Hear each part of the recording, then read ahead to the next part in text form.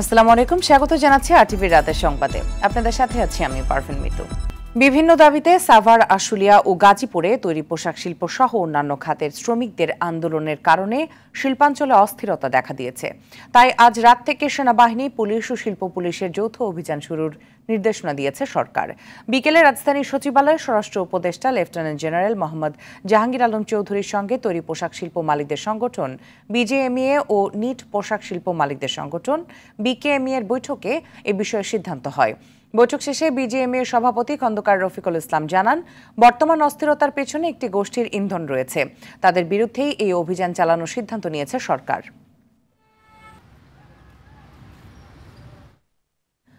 সরকারের সব স্তরের কর্মচারীকে সম্পদের হিসেব দিতে হবে, যারা দিবেন না তাদেরকে শাস্তির মুখোমুখি হতে হবে বলে জানিয়েছেন জনপ্রশাসন মন্ত্রণালয়ের সিনিয়র সচিব মোখলেস উর রহমান। দুপুরে সচিবালয়ে নিজ দপ্তরে তিনি বলেন, কিভাবে হিসাব দিতে হবে তা নির্ধারণে 5 সদস্যের কমিটি করা হয়েছে। সম্পদের হিসাব প্রতি বছরে দিতে হবে, এতে দুর্নীতি কমবে বলে মনে করেন তিনি। দীপ্তচন্দ্র পালের রিপোর্ট। দুর্নীতির অভিযোগ এখন প্রশাসনের সর্বস্তরে। শুধু সরকারি কর্মকর্তা নন, অনেক কর্মচারীদের বিরুদ্ধেও শত কোটি টাকা সম্পদ অর্জনের অভিযোগ রয়েছে। এই দুর্নীতি রোধে দেশের 15 লাখ সরকারি কর্মচারীকে সম্পদের হিসাব দাখিল করতে গেল রোববার বিজ্ঞপ্তি দেয় জনপ্রশাসন মন্ত্রণালয়। কর্মপন্থা ঠিক করতে সোমবার জনপ্রশাসন মন্ত্রণালয়ের কর্মকর্তাদের সঙ্গে বৈঠকে বসেন মন্ত্রণালয়ের সিনিয়র সচিব মোখলেসুর রহমান। বৈঠক শেষে তিনি জানান, 15 দিন পর থেকে অন্তর্বর্তী সরকারের উপদেষ্টা সহ সরকারি সব কর্মচারীকে সম্পদের হিসাব বিবরণী জমা দিতে হবে। ওই দিন 15 minute it will be functional. তখন আমরা ওইখানে বলে দেব কবে দাখিল করতে হবে অথবা কোন তারিখের মধ্যে দাখিল করতে হবে। চতুর্থ শ্রেণীর কর্মচারী, পিওন অথবা আমরা কি বলবো যে ড্রাইভার 400 কোটি টাকা অথবা 9 কোটি টাকা এরকম তো পাওয়া যাচ্ছে। এই জন্য এটাকে সম্পদ বিবরণী দাখিল করতে পারে, এই কাজটা শুরু করেছি। সম্পদের হিসাব কিভাবে জমা দিতে হবে তার নির্ধারণে 5 সদস্যের একটি কমিটি গঠন করা হয়েছে। হিসাব জমা না দিলে শাস্তির মুখোমুখি হতে হবে। I am talking about 15 lakh. এটা আমরা অবশ্যই বলে দেব, জমা না দিলে কি হবে, দণ্ডটা কোথায় হবে, কিভাবে তার বিরুদ্ধে ব্যবস্থা নেবে। কারণ সব কিছুর যদি নেগেটিভিটি না বলেন, পজিটিভ জিনিস আসবে না। ওরা যদি বলে জমা না দিলেও আমি যা, তাহলে দেবো কেন? জমা না দিলে খবর আছে, এবার সোজা কথা, আইনানুগ খবর। এদিকে অপ্রদর্শিত অর্থ হিসেবে বিবেচিত কালো টাকা বৈধ বা সাদা করতে চলতি অর্থ বছরের বাজেটে যে বিশেষ সুবিধা দেওয়া হয়েছিল তা বাতিল করেছে অন্তর্বর্তীকালীন সরকার। 15% কর দিয়ে কালো টাকা সাদা করার সুবিধা আর থাকলো না। সোমবার এ সংক্রান্ত একটি সংবিধিবদ্ধ নিয়ন্ত্রণ আদেশ এসআরও জারি করেছে জাতীয় রাজস্ব বোর্ড। দীপ্তচন্দ্র পাল, আরটিভি, ঢাকা। ক্ষমতাচ্যুত সরকারের 18 মন্ত্রী ও 8 সংসদ সদস্যের দেশত্যাগে নিষেধাজ্ঞা দিয়েছেন আদালত। দুর্নীতি দমন কমিশন দুদকের আবেদনের প্রেক্ষিতে এ আদেশ দেওয়া হয়। এদিকে জাতীয় সংসদের স্পিকার শিরিন শারমিন চৌধুরী পদত্যাগ করেছেন। সোমবার রাষ্ট্রপতির পদত্যাগপত্র জমা দেন তিনি। এদিকে বিকেলে রাজধানীর ধানমন্ডি থেকে জাতীয় পার্টির একাংশের চেয়ারম্যান আনোয়ার হোসেন মঞ্জুকে আটক করে ডিবিতে জিজ্ঞাসাবাদের পর ছেড়ে দেওয়া হয়। সাদিয়া কানিসের রিপোর্ট। গণ আন্দোলনে শেখ হাসিনা সরকারের পতনের পর থেকে বিভিন্ন মামলায় আওয়ামী লীগ নেতাকর্মী ও মন্ত্রী এমপিদের ধরপাকড় শুরু হয়। রোববার মধ্যরাতে রাজধানীর বংশাল থেকে ঢাকা 7 আসনের সাবেক সংসদ সদস্য হাজী সেলিমকে আটক করা হয়। সাইফুল্লাহ হত্যার অভিযোগে লালবাগ থানার মামলায় তাকে গ্রেপ্তার করা হয়। সোমবার তার 5 দিনের রিমান্ড মঞ্জুর করেন আদালত।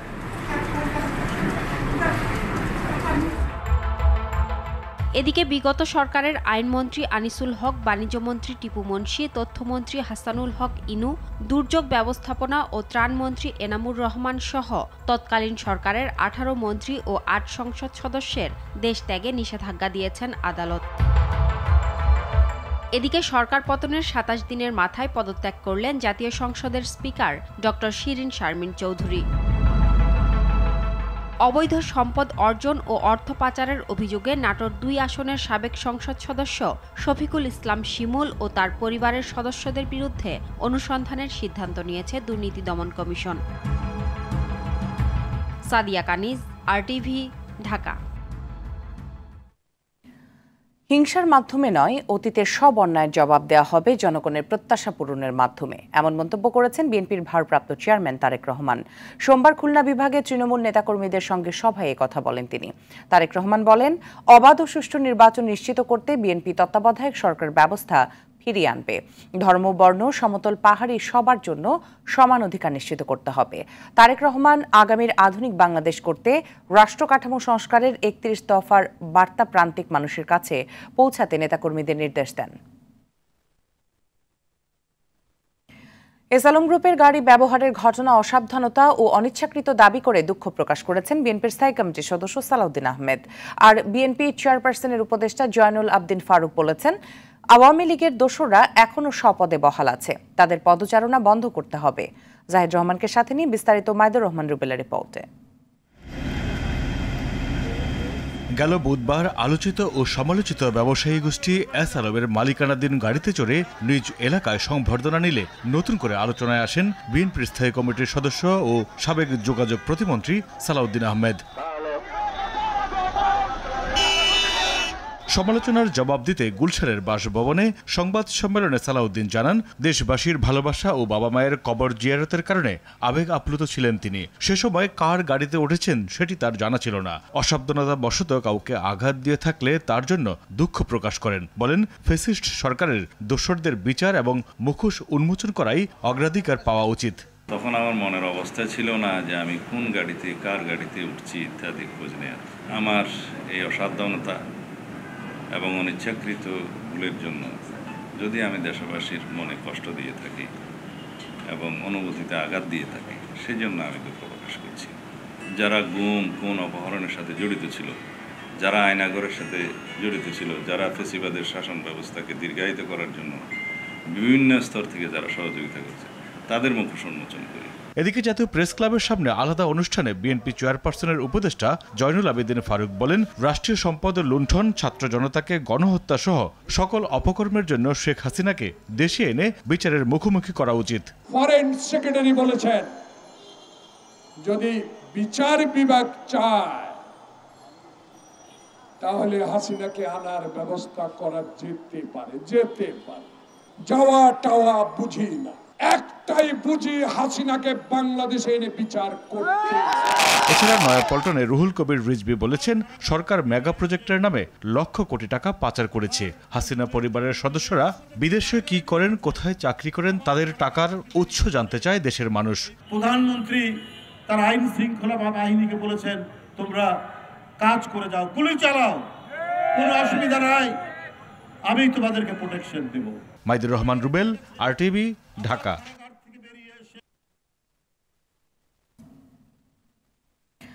বিডিআর হত্যাকাণ্ডের পূর্ণ তদন্ত ও ন্যায় বিচার প্রক্রিয়া শিগগিরই শুরু করা হবে বলে জানিয়েছেন অন্তর্বর্তী সরকারের স্বরাষ্ট্র উপদেষ্টা অবসরপ্রাপ্ত লেফটেন্যান্ট জেনারেল জাহাঙ্গীর আলম চৌধুরী। সচিবালয়ের সাংবাদিকদের সঙ্গে আলাপকালে তিনি এই কথা জানান। স্বরাষ্ট্র উপদেষ্টা বলেন, বর্তমান সরকার জনগণের অধিকার, সুশাসন ও ন্যায় বিচার প্রতিষ্ঠায় বদ্ধপরিকর। বিস্তারিত জানাচ্ছেন নাজিব ফরাইজি। 2009 সালের 25 ও 26 ফেব্রুয়ারি পিলখানায় বিডিআর বিদ্রোহের ঘটনায় বিডিআরের তৎকালীন মহাপরিচালক মেজর জেনারেল শাকিল আহমেদ সহ 57 সেনা কর্মকর্তা সহ 74 জন নিহত হন। এই ঘটনার 4 বছর পর 2013 সালের 5ই নভেম্বর বিচারিক আদালতে হত্যা মামলাটির রায় হয়। 57 সেনা কর্মকর্তা হত্যার বিচার নিয়ে তখনই নানা প্রশ্ন ওঠে। ছাত্র জনতার অভ্যুত্থানের মাধ্যমে আওয়ামী লীগ সরকারের পতনের পর নিহত সেনা কর্মকর্তাদের পরিবারের পক্ষ থেকে আওয়ামী লীগ সরকারকে এ ঘটনার জন্য দায়ী করা হয়। ওই ঘটনাকে পরিকল্পিত হত্যাকাণ্ড উল্লেখ করে স্বাধীন তদন্ত কমিশন গঠনের দাবি জানান সাবেক বিডিআর সদস্যরা। সচিবালয়ে একজন সাধারণ নাগরিক ও সেনাবাহিনীর সাবেক সদস্য হিসেবে বিডিআর হত্যাকাণ্ডের ন্যায় বিচার চাইলেন স্বরাষ্ট্র উপদেষ্টাও। সঠিকভাবে এ হত্যাকাণ্ডের পুনর্তদন্ত ও ন্যায় বিচার প্রক্রিয়া শিগগিরই শুরু হবে বলে জানান তিনি। বর্তমান সরকার জনগণের অধিকার, সুশাসন ও ন্যায় বিচার প্রতিষ্ঠায় বদ্ধপরিকর।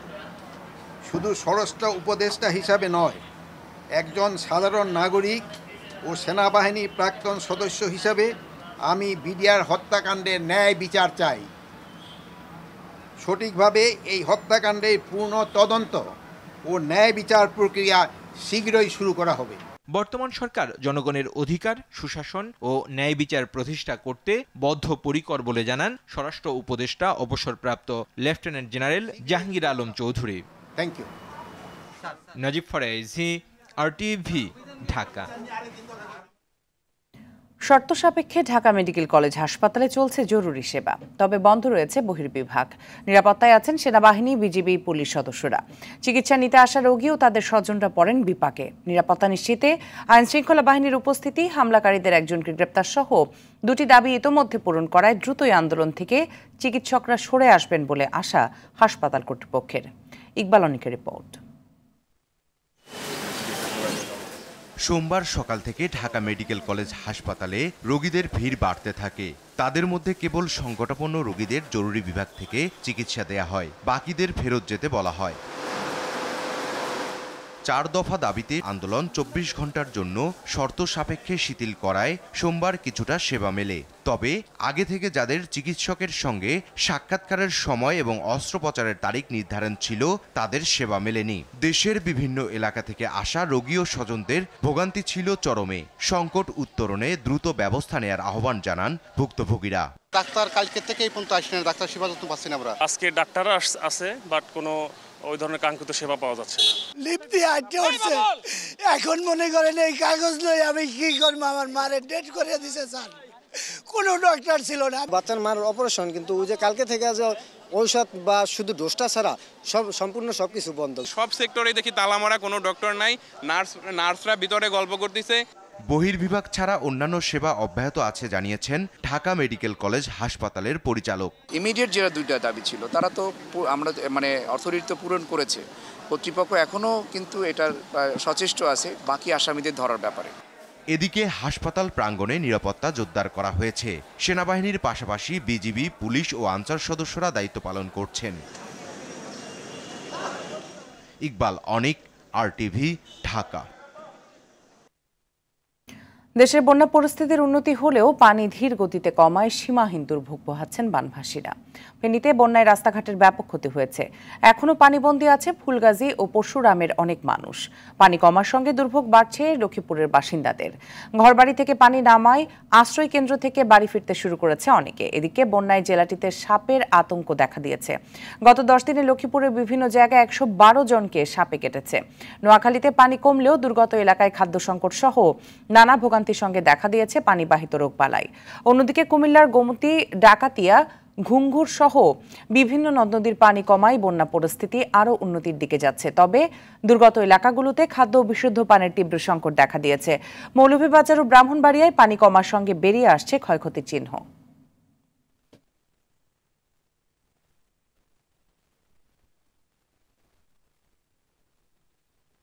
সেটার পরিমাণ প্রায় 500 কিলোমিটার রাস্তা, ব্যাপক ক্ষতিগ্রস্ত। এটা আসলে সম্পূর্ণ আগের অবস্থায় ফিরিয়ে আনাটা আসলে সময় সাপেক্ষ বিষয়, কারণ এটা অনেক ব্যয়ের বিষয় আছে। ব্যয়ের অনুমোদনটা হেড অফিস থেকে হয়, সেই অনুমোদন আমরা নিয়ে আসবো, নিয়ে এসে আমরা চালানের গাড়িগুলো যেতে পারে।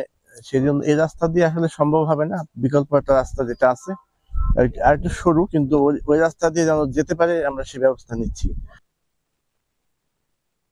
এদিকে বন্যার পানি নামতেই ছড়িয়ে পড়েছে রোগ ব্যাধি। অনেকেই খাবার ও দৈনন্দিন কাজে অনিরাপদ পানি ব্যবহার করতে বাধ্য হচ্ছেন। দীর্ঘ সময় লোকালয়ে পানি আটকে থাকায় চর্মরোগ, ডায়রিয়া, কলেরা সহ বিভিন্ন রোগের প্রাদুর্ভাব দেখা দিয়েছে। চিকিৎসকরা বলছেন সবচেয়ে ঝুঁকিতে শিশুরা। বন্যা পরবর্তী সময়ে ক্ষতিগ্রস্তদের চিকিৎসা সেবা নিশ্চিত করাই হবে অন্যতম চ্যালেঞ্জ। রফিকুল ইসলামের রিপোর্ট। ফেনী, নোয়াখালী, কুমিল্লা, লক্ষ্মীপুর সহ আশেপাশের জেলাগুলোতে হওয়া স্মরণকালের ভয়াবহ বন্যা পরিস্থিতি এখনও স্বাভাবিক হয়নি। কোথাও কোথাও পানি কমলেও বেশিরভাগ এলাকা এখনও পানির নিচে। পয় নিষ্কাশনের পানি, শিল্প কারখানার বর্জ্য, মলমূত্র সব এখন বানের পানিতে একাকার। ডুবে গেছে বিশুদ্ধ খাবার পানির টিউবওয়েল, ধোয়া মোছা ও গোসলের জন্য ব্যবহৃত পানির উৎস, পুকুর, খাল। দূষিত পানি ঢুকছে ঘরে। এ কারণে দুর্গত এলাকায় দেখা দিয়েছে স্বাস্থ্য ঝুঁকি। বাচ্চার ডায়রিয়া এবং সর্দি জ্বর এগুলো হয়ে যাওয়ার পূর্বে আমরা কালকে হাসপাতাল নিয়ে আসছি। চিকিৎসকরা বলছেন শুধু বন্যার্তরাই নয়, উদ্ধারকর্মী, ত্রাণকর্মী, স্বাস্থ্য সেবাদানকারীরাও রয়েছেন স্বাস্থ্য ঝুঁকিতে। পানিবাহিত রোগের মধ্যে যেটা সবচেয়ে বেশি আমরা ভয় পাচ্ছি, আতঙ্কগ্রস্ত হচ্ছি, সেটা হচ্ছে ডায়রিয়া এবং ডায়রিয়াল ডিজিজ। তাহলে সেফ ডায়রিয়া হতে পারে এবং সাথে হতে পারে কলেরা জাতীয় হতে পারে, ফুড পয়জনিং হতে পারে। স্কিন ডিজিজগুলো কিন্তু বেড়ে যাবে, যেমন কি ফাঙ্গাল ইনফেকশন, স্ক্যাবিস, প্লাস বিভিন্ন রকমের চুলকানি রোগগুলো, এগুলো শুরু হয়ে যাবে। শুধু তাই নয়, ঠান্ডা কাশি লেগে যাচ্ছে, বিশেষ করে ছোট যারা বাচ্চা এবং যারা বয়স্ক তাদের মধ্যে এই রেসপিরেটরি রোগগুলো কিন্তু প্রকোপ আকার ধারণ করবে। বন্যায় ক্ষতিগ্রস্ত জনগণের পর্যাপ্ত সেবা নিশ্চিত করতে রীতিমতো যুদ্ধ করতে হচ্ছে চিকিৎসা সেবা কেন্দ্রগুলোকে। বন্যা পরবর্তী সময়ে চিকিৎসা সেবা নিশ্চিত করতে বিশেষ পরিকল্পনা নেয়ার তাগিদ এই জনস্বাস্থ্যবিদের। ইতিমধ্যেই স্বাস্থ্য মন্ত্রণালয় থেকে বেশ কতগুলো টিম তৈরি করা হয়েছে, কিন্তু আমরা জানি দুর্গত অঞ্চলে এই টিমগুলো পৌঁছাতে দেরি হয়।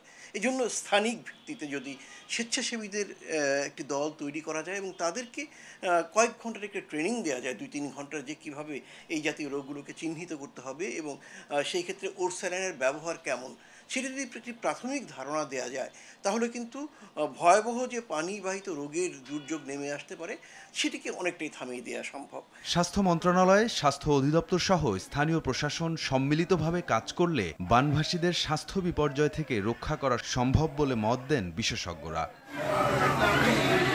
রফিকুল ইসলাম, RTV, ঢাকা।